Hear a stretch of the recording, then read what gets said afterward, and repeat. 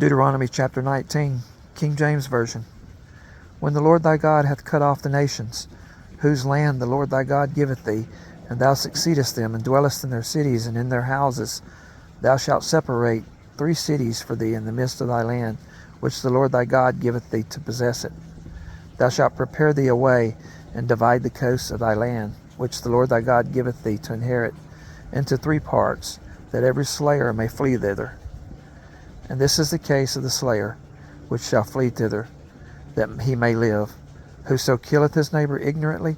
whom he hated not in times past,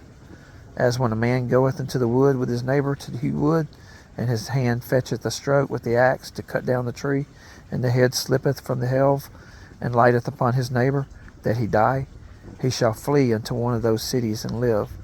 lest the avenger of the blood pursue the slayer, while his heart is hot, and overtake him, because the way is long, and slay him, whereas he was not worthy of death, inasmuch as he hated him not in time past. Wherefore I command thee, saying, Thou shalt separate 3 cities for thee. And if the Lord thy God enlarge thy coast, as he hath sworn unto thy fathers, and give thee all the land which he promised to give unto thy fathers, if thou shalt keep all these commandments to do them, which I command thee this day, to love the Lord thy God, and to walk ever in his ways, then shalt thou add 3 cities more for thee, beside these 3, that innocent blood be not shed in thy land, which the Lord thy God giveth thee for an inheritance, and so blood be upon thee. But if any man hate his neighbor, and lie in wait for him, and rises up against him, and smite him mortally that he die, and fleeth into one of these cities, then the elders of his city shall send and fetch him thence, and deliver him into the hand of the avenger of blood, that he may die. Thine eye shall not have pity him,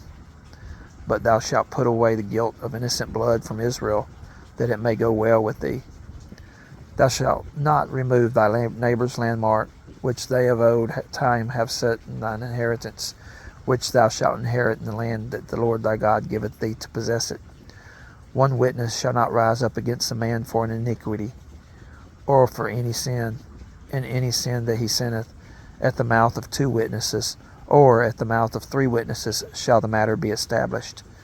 If a false witness rise up against any man to testify against him that which is wrong, then both the men,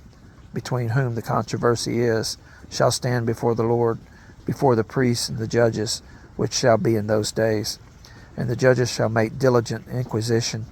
And behold, if the witness be a false witness, and hath testified falsely against his brother, then shall ye do unto him as he had thought to have done unto his brother.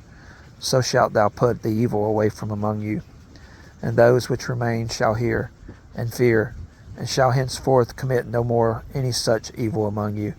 And thine eye shall not pity, but life shall go for life, eye for eye, tooth for tooth, hand for hand, foot for foot.